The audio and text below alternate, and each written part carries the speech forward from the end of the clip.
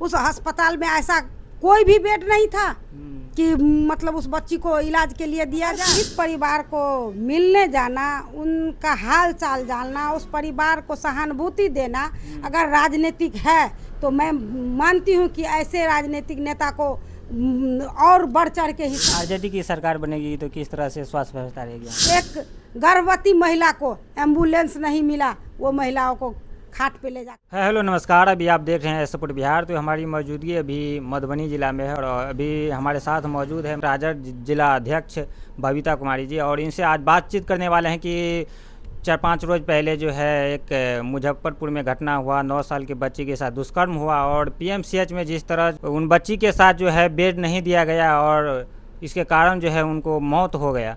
तो इन्हीं सब बातों पर चर्चा करने वाले हैं। तो सबसे पहले आपको आई सपोर्ट बिहार न्यूज़ में स्वागत है।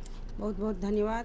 और मैं जिला अध्यक्ष झंझारपुर, इन आपके चैनल से जितने लोग देख रहे हैं मैं सबको हार्दिक अभिनंदन और वंदन करती हूँ। क्या कहना चाहेंगे जिस तरह से आजकल जो है 9 साल के बच्चे के साथ दुष्कर्म हो रहा है और उसे जब हॉस्पिटल ले जाया जा रहा है तब उनको उनके साथ जो है बेड नहीं मिल रहा है?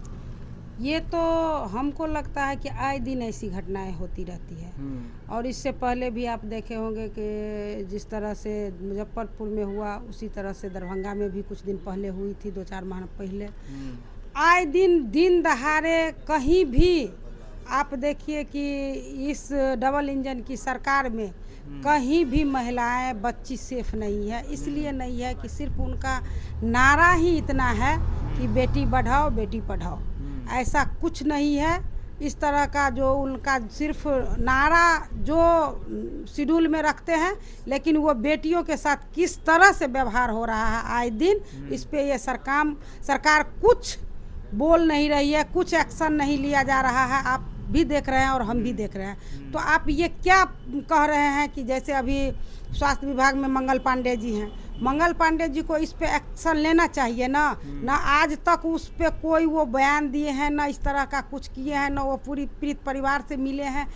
आज तक बताइए कि ये नीतीश कुमार की सरकार में ये आए दिन ऐसी घटनाएं घटती रहती है। मतलब हाईलाइट सिर्फ ये मामला हुआ है, लेकिन इसे हर रोज होते रहता है इस तरह। ऐसे तो हर रोज होते, इसलिए हाईलाइटेड हुआ कि पीएमसीएच में आप बताइए कि जब पीएमसीएच में एक बच्ची के लिए जब इस दरिंदों को न्याय मिलना भी नहीं चाहिए, इन लोगों को तो फांसी की सज़ा मिले। अगर ये लोग को अगर उस हिसाब से देखा जाए तो आए दिन ऐसी घटनाएं रहती है। जब पीएमसीएच में इस रेप हुआ, उस बच्ची को बेड नहीं मिला, तो इससे शर्म की बात और क्या हो सकती है। और वो इलाज के कारण उसकी मौत हो गई।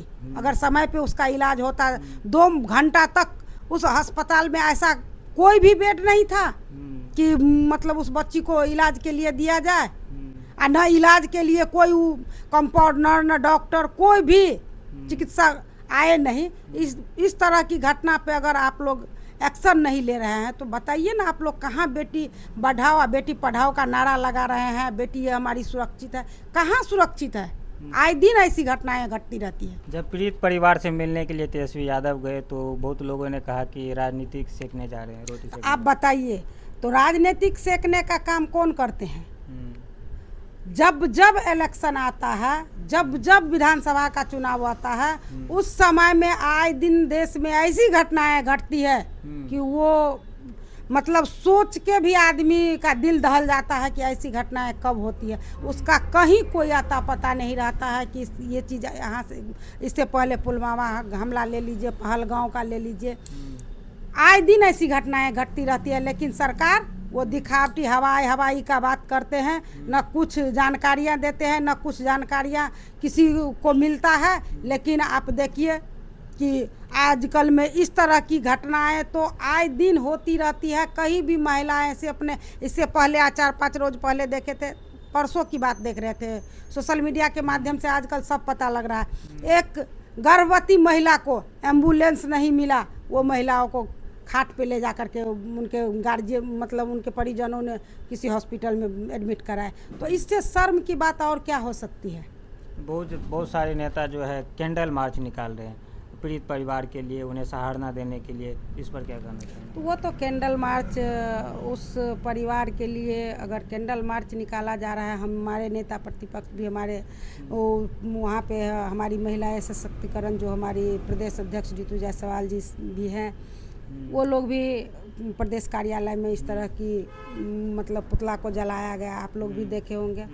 तो हमारे नेता प्रतिपक्ष तेजस्वी प्रसाद यादव हर समय पीड़ित परिवार से, आज नहीं जब से देखे हैं कि शहीद परिवार से मिलने जाते हैं, आए दिन कहीं घटनाएं होती है वहाँ जाते हैं। तो अगर पीड़ित परिवार को मिलने जाना, उनका हाल चाल जानना, उस परिवार को सहानुभूति देना अगर राजनीतिक है, तो मैं मानती हूँ कि ऐसे राजनीतिक नेता को और बढ़ चढ़ के हिस्सा लेना चाहिए कि उस परिवार से तो कम से कम मिले, उनकी जो आहत हुई घटना इस तरह से हुई है, उनसे तो उनको ये तो लगा कि ये हमारे लिए कुछ सोच रहे हैं, उन परिवार को क्यों नहीं वो मिलेंगे।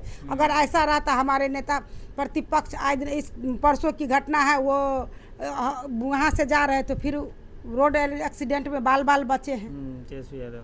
तो आए दिन तो वो पब्लिक के बीच में रहते हैं, उनका दर्द दुख दर्द समझते हैं। जैसे हमारे नेता के पिताजी, वो हमारे राष्ट्रीय अध्यक्ष लालू प्रसाद यादव जी जिस पग चिन्ह पे चले हैं, उसी पग चिन्ह पे तेजस्वी यादव भी चल रहे हैं। वैसे तो पीड़ित परिवार के लिए भी काफ़ी दुख की घड़ी का सामना करना पड़ा, तो वैसे आप क्या किस तरह से सहारा देते हैं? ऐसे परिवार को भगवान सहन शक्ति करने की शक्ति दे, और इस निकम्मी सरकार से तो कोई उम्मीद ही नहीं करे। और हर वक्त कम से कम आप अपने परिवार को, कब किसके साथ कोई घटना घटे इस सरकार में कोई देखने वाला नहीं है। खुद अपने आप पे भरोसा रखिए और अपने आप से उस चीज़ को बचा के रखे।